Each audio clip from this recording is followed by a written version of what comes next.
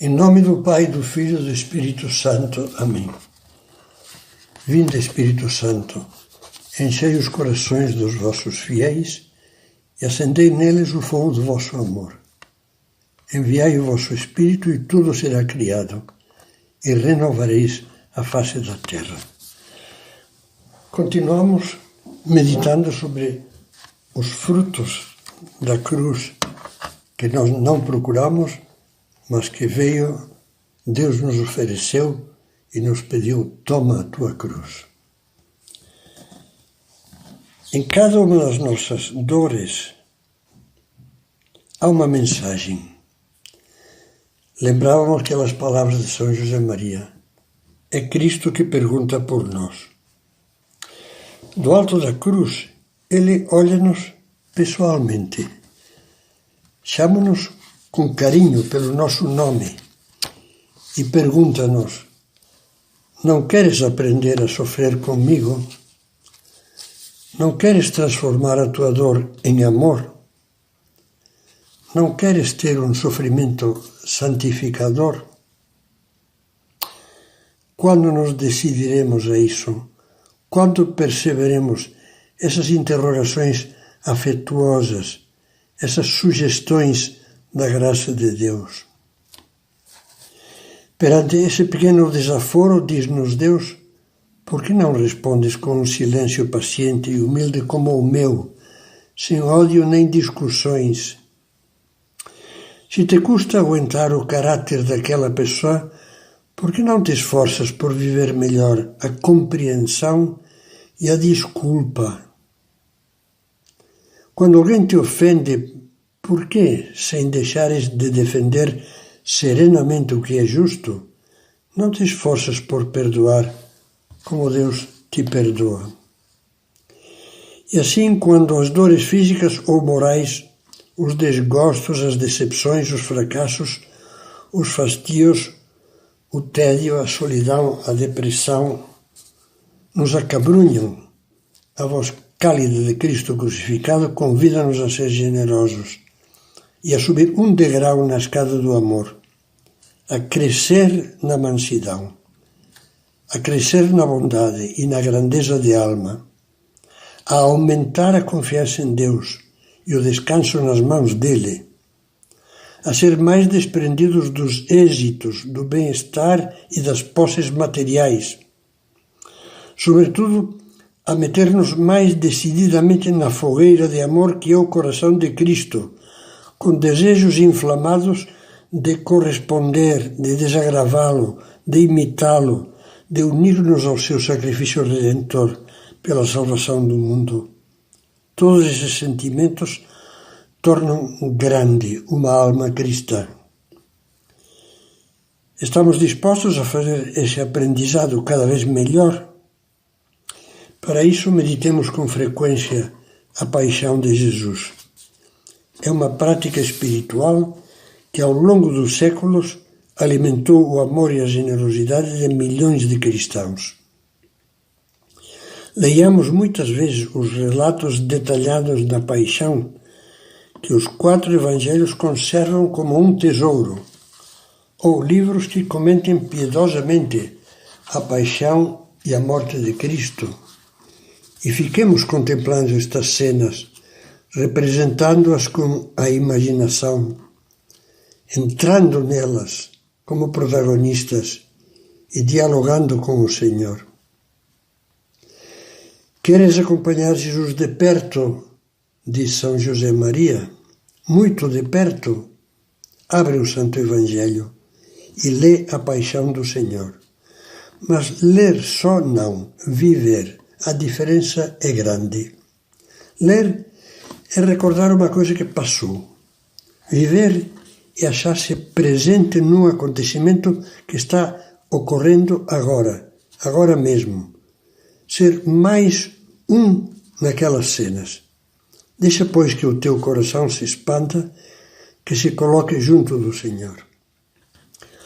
Procuremos proceder assim, porque então choraremos os nossos pecados que rasgaram tão dolorosamente o corpo e a alma de Cristo. Teremos ânsias de reparar esses nossos males, oferecendo ao Senhor os nossos sofrimentos com espírito de penitência, de reparação. As nossas dores vão nos parecer pequenas em comparação com as de Jesus.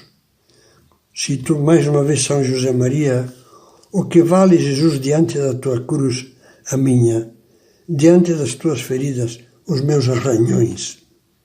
O que vale diante do teu amor imenso, puro e infinito, esse pesadume de nada que me puseste às costas. E ainda chegaremos mais longe. Desejaremos identificar-nos com Cristo para redimir com Ele, para salvar o mundo com Ele. Há umas palavras de São Paulo que encerram um grande mistério, ou seja, que encerram uma verdade muito sobrenatural e profunda sobre a vida nova do cristão. Meditemos essas palavras. São as seguintes: agora me alegro nos sofrimentos suportados por vós, diz aos Colossenses. Completo na minha carne o que falta às tribulações de Cristo pelo seu corpo, que é a Igreja. Na verdade, não falta nada à paixão de Cristo, pois o sacrifício de Jesus mereceu infinitamente a redenção de todos os crimes e pecados do mundo. Mas o Senhor quis que os cristãos, membros de seu corpo místico, que formamos com Ele um só corpo, do qual Ele é a cabeça, o Senhor quis que pudesse associar-se ao seu sofrimento redentor, unindo a Ele os seus próprios padecimentos. Na Carta Apostólica sobre o sentido cristão do sofrimento, São João Paulo II desenvolve uma bela reflexão sobre esta verdade. Diz o seguinte: o Redentor sofreu em lugar do homem e em favor do homem. Todos os homens têm a sua participação na redenção. E cada um dos homens é também chamado a participar daquele sofrimento por meio do qual se realizou a redenção. É chamado a participar daquele sofrimento por meio do qual foi redimido também todo o sofrimento humano. Realizando a redenção mediante o sofrimento, Cristo elevou ao mesmo tempo o sofrimento humano ao nível da redenção. Por isso, todos os homens com seu sofrimento podem tornar-se participantes do sofrimento redentor de Cristo. Podem, junto com Cristo, oferecer seu sofrimento, desagravando pelas ofensas que Cristo recebeu e que no mundo atual são tantas. Mais adiante, o Papa São João Paulo II, glosando a frase de São Paulo que agora meditamos, complementa a reflexão dizendo: o sofrimento de Cristo criou o bem da redenção do mundo. Este bem é em si mesmo inexaurível e infinito. Ninguém lhe pode acrescentar coisa alguma. Ao mesmo tempo, porém, Cristo, no mistério da Igreja, que é o seu corpo, em certo sentido, abriu o seu próprio sofrimento redentor a todo o sofrimento humano. Na medida em que o homem se torna participante dos sofrimentos de Cristo, em qualquer parte do mundo e em qualquer momento da história, tanto mais ele completa a seu modo aquele sofrimento mediante o qual Cristo operou a redenção do mundo. Neste mundo em que, ao lado de tantas bênçãos de Deus, de tantas almas boas, se deixam sentir com força os ventos e tempestades do pecado. Nesse mundo, as almas generosas que sofrem com amor, unidas ao Senhor, são como que outros Cristos, que contrabalançam com a sua cruz o peso dos crimes do mundo. Tornados eles próprios uma só coisa com Cristo sofredor, são esses homens e mulheres bons, os santos, os mártires, os inocentes, os doentes, as crianças, os humilhados e ofendidos. São eles que mantêm no mundo, como uma tocha acesa, a esperança da salvação. Uma só mulher humilde que oferece na sua cama de hospital os seus padecimentos a Deus faz mais perdão pelo bem do mundo do que muitos dos que o governam. Estamos perante a dimensão mais alta a que a cruz elevou as dores humanas. Que alegria podermos dizer com São Paulo: estou pregado à cruz de Cristo, eu vivo, mas já não sou eu, é Cristo que vive em mim. Que alegria poder ter nos lábios e no coração as palavras de Cristo: eu vim para servir e dar a vida para a redenção de muitos. Com essa visão grandiosa de fé, entende-se os ardores dos santos. Não peças perdão a Deus apenas de tuas culpas, dizia São José Maria. Não o ames com o teu coração somente. Desagrava-o por todas as ofensas que lhe têm feito, que lhe fazem e que lhe hão de fazer. Ama-o com toda a força de todos os corações, de todos os homens e mulheres que mais o tenham amado. Que importa padecer, se se padece para consolar, para dar gosto a Deus Nosso Senhor, com espírito de reparação, unido a Ele na cruz, numa palavra, se se padece por amor. Agora, já não nos parece estranha a sede de cruz que tinham os grandes santos. Um desejo que não era doentio, mas uma chama viva de amor, que os fazia ter ânsias de se identificarem com Jesus na cruz. É paradigmática a cena de São Francisco de Assis no Monte Alverne.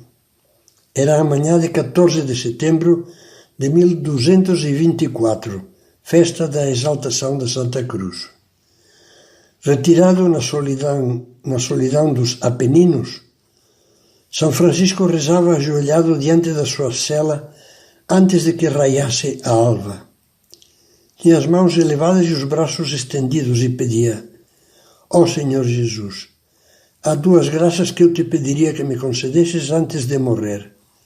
A primeira é esta: que na minha alma e no meu corpo, tanto quanto possível, eu possa sentir os sofrimentos que tu, meu doce Jesus, tiveste que sofrer na tua cruel paixão. E o segundo favor que desejaria receber é o seguinte: que tanto quanto possível possa sentir em meu corpo esse amor desmedido em que tu ardias, tu, o Filho de Deus, amor que te levou a sofrer tantas penas por nós, miseráveis pecadores. A oração foi ouvida. Um serafim que traía em si a imagem de um crucificado imprimiu-lhe as chagas de Cristo nas mãos, nos pés e no lado. Francisco de Assis, até no corpo, tornou-se visivelmente outro Cristo. Ninguém, porém, se uniu tão intimamente à cruz de Cristo como a sua Mãe Santíssima. Ninguém mereceu como ela o título de corredentora. E nem mais do que ela pode ajudar-nos a abraçar com amor a cruz de seu Filho. É uma mãe de São José Maria com dois filhos frente a frente, ele e tu.